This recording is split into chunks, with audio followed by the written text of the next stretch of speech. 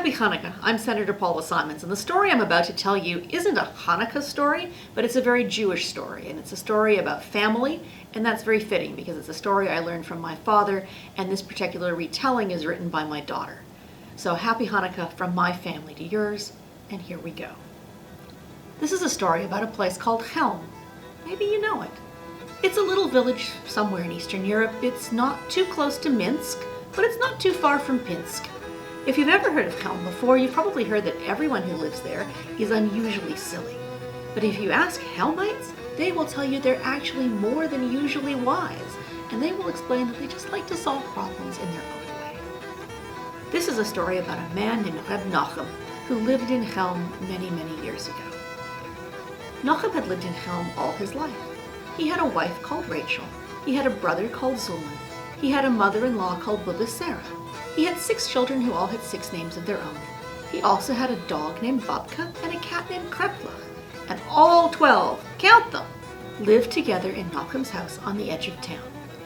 Now Nachum loved his wife and his brother and his 6 children. He was very fond of Babka and Kreplach, and most of the time he even loved his mother-in-law. But Nachum wasn't a rich man, and the house where he and all his relations lived was very, very small, and that meant things got very, very crowded and very, very noisy. Every night when he finished work, his brother Zulman would come home with a cheerful tune on his lips. "So, Nu, I hear you say the man likes to sing. What's so wrong with that?" But when Zulman came home, it was always well after dark, and the rest of the family would be asleep. His singing would wake up the dog, who would bark, and that would wake up the cat, who would yowl, and that would wake up the baby, who would howl, and that would wake up Rachel, who would go scurrying down the hall to the baby, and that would wake up Bubba Sarah, who would start right in to complain and kvetch. "Oy vey's mir," she would say, "such smashings and crashings and going on in this mishtrigana house of yours. Is this a house or is it a circus?" And on she'd go like that, making as much noise herself as everything else when all was said and done. And what with all this singing and barking and yowling and howling and scurrying and kvetching, Nachum was lucky if he caught even 2 winks of sleep together. One day, when Nachum thought he could not stand it any more, he went to pay a visit to the rabbi. The rabbi was the wisest man in all of Chelm, and since the Chelmites knew they were the wisest people in the world, this naturally made the rabbi the wisest man in all the world. When Nachum explained his problem, the rabbi furrowed his brow and scratched his head. "But Reb Nachum," said the rabbi, "your wife Rachel is kind and hard-working. Your children are all dutiful and good. Your brother Zulman is always cheerful and generous. And Bubba Sarah is a noble and pious woman. You may have a large family, Reb Nachum, but you have a fine family." "Fine," said Nachum. "Feh!" "Family," said Nachum. "Mech!" "Why," said Nachum, "we're more like a circus than a family. My children may be dutiful, but must they always make such a racket? My wife may be hard-working, but must she always be scurrying up and down the hall at night? And to tell the truth, Rabbi," said Nachum, "I think it is very hard I should have to share my home with my brother and my mother-in-law at all. A family should be a man and his wife and his children," said Nachum. "And when a man comes home from a long day of work, he should be able to enjoy peace and quiet." When the rabbi heard that, he stroked his beard wisely and thought for a long time. At last he said, "Reb Nachum, I have the solution to your problem. Do you and your wife have any chickens?" Nachum was puzzled. "Why, yes, Rabbi," he said. "We have 3 hens and a fine rooster. They all live in a coop in our yard." "Good," said the rabbi. "I want you should move those 3 hens and that rooster into your house. I want you to let them live in your house for 7 days. Nachum stared at the rabbi. "Rabbi," he said, "are you sure this will solve my problem?" "Oh, yes," said the rabbi. "Trust me." So, Nachum took his 3 hens and his rooster, and he moved them into his house. Every day that week, they flapped about and got underfoot and left, little presents on the floor. And every night after dark, Zulman would come home singing, And that would wake up the chickens, who would squawk and crow. And that would wake up the dog, who would bark. And that would wake up the cat, who would yowl. And that would wake up the baby, who would howl.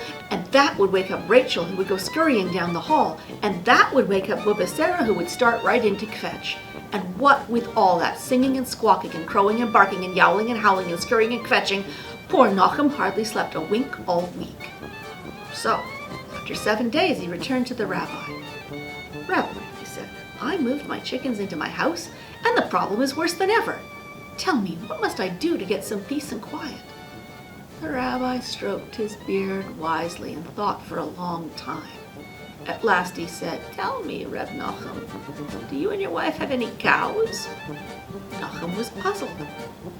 "Why, yes, Rabbi," he said, "we have a fine milk cow who lives in our barn." "Good," said the rabbi. "I want you should move that milk cow into your house with the chickens. I want you to let her live in your house for 7 days." Nochem stared at the rabbi. "Rabbi," he said, "are you quite sure this will solve my problem?" "Oh, yes," said the rabbi, "trust me." So Nochem took his milk cow and he moved her into his house. Every day that week she lumbered about, sticking her nose into things and leaving great, big, wet presents on the floor. And every night after dark, Zulman would come home singing, which made the cow start lowing, which made the chicken start crowing, which made the dog bark, which made the cat yowl, which made the baby howl, which made Rachel scurry, which made Bubba Sarah fetch. And what with all this singing and barking and lowing and crowing and yowling and howling and scurrying and kvetching, poor Nochem hardly slept a wink all week. So after 7 days he returned to the rabbi. "Rabbi," he said, "I moved my cow into my house, and the problem is worse than ever. Please tell me, what must I do to get some peace and quiet?" The rabbi stroked his beard wisely and thought for a long time. At last he said, "Tell me, Reb Nochem, do you and your wife have a donkey?" This time Nochem wasn't puzzled, but he was worried. "Yes, Rabbi," he said, "we have a fine gray donkey who we keep tied up in the yard." "Good," said the rabbi. "I want you to move that donkey into your house with the chickens and the cow. I want you to let him live in your house for 7 days. Nochem stared at the rabbi very hard. "Rabbi," he said, "are you quite sure this will solve my problem?"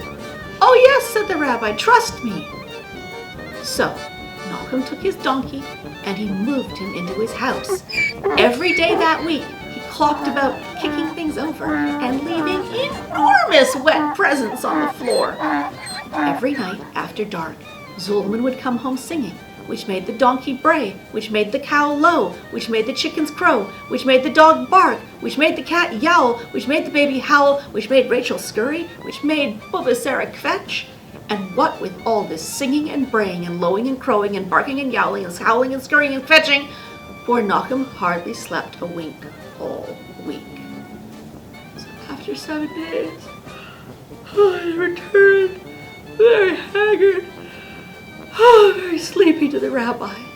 "Rabbi," he said, "I moved my donkey into my house, and the problem is worse than I thought it could possibly be.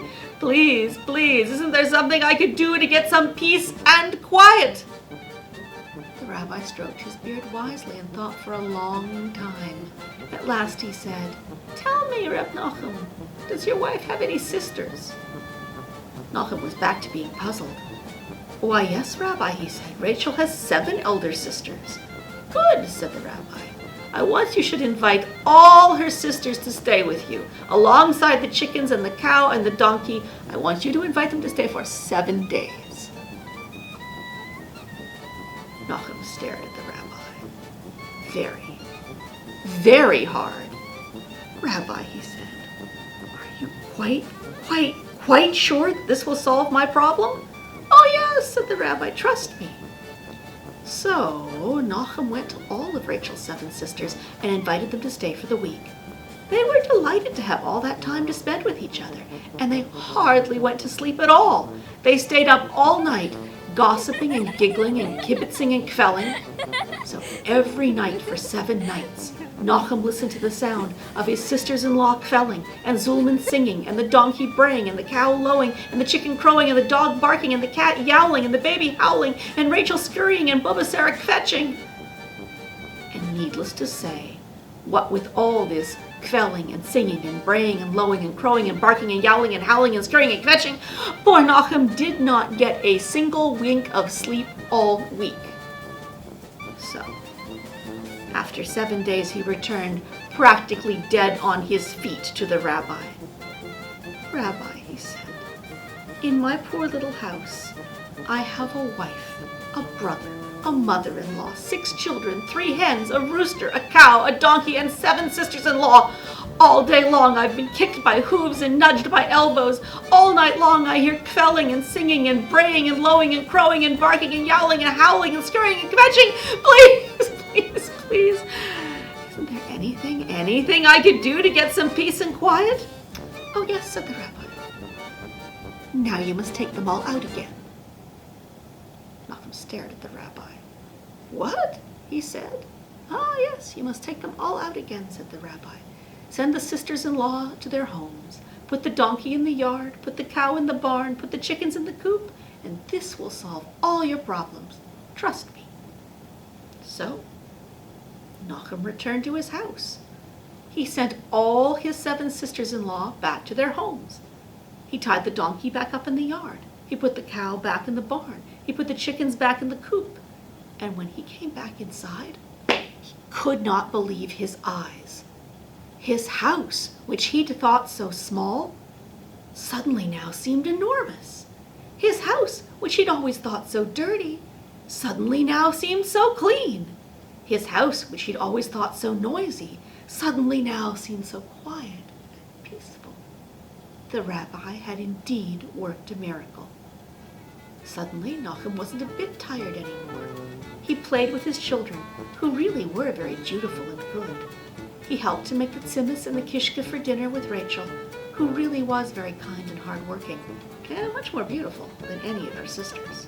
And he sat by the fire and talked with Bubba Sarah, who hardly kvetched at all. That night, when Zulman came in singing, Nachum only thought how fortunate enough he was to have such a cheerful brother with such a fine singing voice. When Babka barked, Nachum only thought how grateful he was to have such a faithful watchdog. And when the cat yowled, Nachum got up and scurried down the hallway himself to be ready to soothe the baby. And he soothed the baby so well and so fast that Bubba Sarah didn't wake up at all. So Nachum, thinking how very lucky he was to have such a fine, large house with such a fine, large family inside it, went back to bed. And there he slept soundly all night. Happy Hanukkah from my family to yours.